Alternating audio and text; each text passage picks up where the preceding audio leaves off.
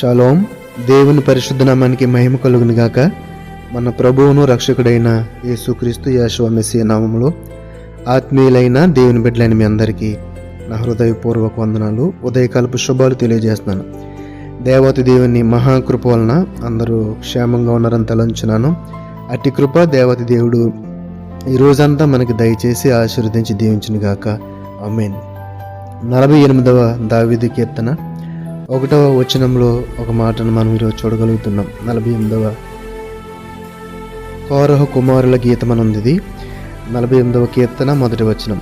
మన దేవుని పట్టణమందు, ఆయన పరిశుద్ధ పర్వతమందు యెహోవా గొప్పవాడును బహు కీర్తనీయుడై ఉన్నాడు. యెహోవా గొప్పవాడును బహు కీర్తనీయుడై ఉన్నాడు. తండ్రి అయిన దేవుని యొక్క మహా గొప్పతనమును గూర్చి, ఆయన యొక్క ఆశ్చర్య కార్యములను గూర్చి మనలో తెలియని విషయాలు ఏమీ లేవు.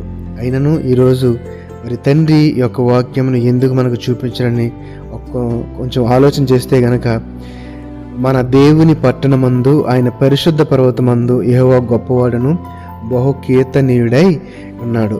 ఒక మాట మనము 96వ దావీదు కీర్తన 4వ వచనం చూస్తే గనక, యెహోవా మహాత్యము గలవాడు, ఆయన అధిక స్తోత్రము పొందదగినవాడు, సమస్త దేవతల కంటేను ఆయన పూజనీయుడు. ఈ లోకంలో ఉన్న దేవతలందరికంటే గనక ఆయన ఒక్కడే పూజనీయుడు, ఆయనకి మాత్రమే అర్హత ఉంది.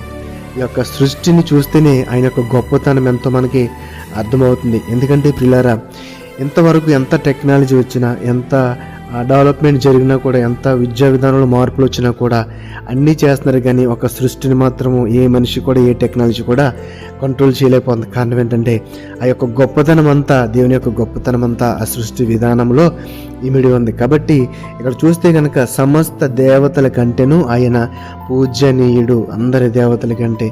ఎందుకంటే మన దేవుడు జీవము గల దేవుడు, ఆయన జీవాధిపతి, అల్ఫా ఒమేగా. ఆదిలో ఆయన చేసిన యొక్క సృష్టి నిజంగా చూస్తే ప్రియులారా, ఈనాటికి కూడా అది ఆయన ఆధీనంలో మాత్రమే ఉందని మనకు అర్థమైంది. అందుకని ఆయన అధిక స్తోత్రార్హుడని, ఆయన గొప్ప మహాత్యము గలవాడని మనము చూడగలుగుతున్నాం. ఎందుకంటే ఈ యొక్క మనుషులు చేసిన దేవతలందరూ వట్టి విగ్రహాలే కదండి. జనముల దేవతలందరూ వట్టి విగ్రహాలే. యెహోవా ఆకాశ విశాలమును సృజించినవాడు, ఘనత ప్రభావములు ఆయన సన్నిధిని ఉన్నాయి, బల సౌందర్యములు ఆయన పరిశుద్ధ స్థలముల్లో ఉన్నాయి. కాబట్టి జనములారా, కుటుంబములారా, యెహోవాకు చెల్లించుడి, మహిమ బలములు యెహోవాకు చెల్లించుడని ఈ 96వ కీర్తన చదువుకుంటూ పోతే కనుక మనకి ఎన్నో విషయాలను మనము ఈ యొక్క వచనంలో నేర్చుకోవచ్చు. ఆ యొక్క 9వ వచనం చూడండి, 8వ వచనం చూడండి. యెహోవా నామమునకు తగిన మహిమ ఆయనకు చెల్లించుడు. తగిన మహిమ, ఆయన ఎంతో గొప్పోడు, ఉన్నతుడు. మనం ఏదో మొక్కుబడిగా, ఆచారంగా కాకుండా అంత ఉన్నతమైన దేవుణ్ణి, ఉన్నత స్థలముల్లో ఉన్న దేవుణ్ణి మనం కూడా పూర్ణ హృదయముతో ఆయన ఆరాధించాలి. ఎందుకంటే ఆయన ఆత్మ ఉన్నాడు కనుక ఆరాధించేవారు ఆయన్ని ఆత్మతోనూ సత్యముతోనూ ఆరాధించాలని యొక్క పరిశుద్ధ లేఖనాలు సెలవిస్తున్నాయి. ఆయన పరిశుద్ధుడు కనుక మనం కూడా పరిశుద్ధంగా ఉండాలని ఆయన ఆజ్ఞయిస్తున్నాడు. కాబట్టి అంత ఉన్నతమైన దేవుని మనం కలిగి ఉన్నామంటే మరి ఎంత భయభక్తులు కలిగి ఉండాలి, ఎంత మహిమ ఆయనకి చెల్లించాలి. 145వ కీర్తనలో, దావీదు కీర్తనలో 3వ వచనం చూస్తే, యెహోవా మహాత్యము గలవాడు, ఆయన అధిక స్తోత్రం అందగినవాడు, ఆయన మహాత్యము గ్రహింపశక్యము కానిది. ఆయన యొక్క మహాత్యమైన గొప్పతనం అంటండి గ్రహింపశక్యము కానిది, మనిషి యొక్క మెదడుకు అందనది, మనిషి ఆలోచనలకు అందనది. అంత గొప్ప ఉన్నతమైన యొక్క వ్యక్తిత్వము.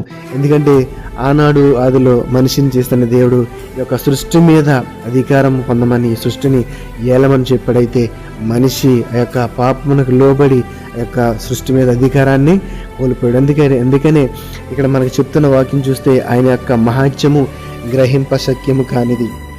కాబట్టి నా ప్రియమైన సహోదరి సహోదరుల, ఈ మాటలు వింటున్న మనము చేయవలసిన పని ఏంటంటే ఆ యొక్క మహోన్నతమైన ఆయన యొక్క ప్రభావ మహిమలను, ఆయన ఆశ్చర్య కార్యములను మనము ధ్యానించాలి. ఆయన భీకర కార్యములను మనము ఆలోచన చేయాలి. ఎంత గొప్ప ఉన్నతమైన వ్యక్తిత్వం, మహాదయాలత్వం గురించి మనము ఆలోచన చేస్తూ ఉండాలి. ఆయన యొక్క మన మీద ఆయన చూపుతున్న దయను బట్టి, మన మీద ఆయన చూపుతున్న కనికరమును బట్టి, మన మీద ఆయన చూపుతున్న ఆ యొక్క ఉచితమైన కృపను బట్టి మనం నిండారు కనుక కృతజ్ఞతాస్తుతులు చెల్లించాలి, ఆయన సేవించాలి, ఆయన యొక్క దీవెనలను పొందుకోవాలి. కాబట్టి అటు రీతిగా మహాబల ప్రభావాలు గల దేవునికి స్తుతి ఘన మహిమలు చెల్లించి ఆయన యొక్క దీవెనలు పొందుకుందాం. అట్టి కృప దేవదేవుడు మనందరికీ దయచేయును గాక. ఆమేన్. పరిశుద్ధుల, మహోన్నతుడ, మహాగండ, పరమందన మా తండ్రి, ఈ పరిశుద్ధమైన ఘనమైన ఉన్నతమైన నామానికి వందనాలు, స్తుతులు, స్తోత్రాలు. తండ్రి, మీ యొక్క గొప్పతనము తండ్రి ప్రభువా, ఆయన మీరు అధిక స్తోత్రము నొందదగిన వారిని, మీ యొక్క మహాత్యము గ్రహింప సఖ్యము కానిదని ఈరోజు మాకు నేర్పించారు. మీరు మాత్రమే బహుకీర్తనీయుడు, మీరు మాత్రమే సమస్త దేవతల కంటే బహు పూజ్యనీయుడిగా నీ లేఖనం ద్వారా మాతో చూపించారు.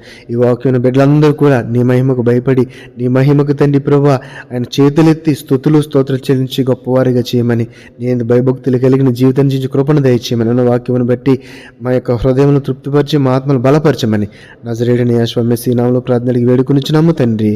ఆమేన్, ఆమేన్. షాలోమ్ అండి. అందరికీ వందనాలు.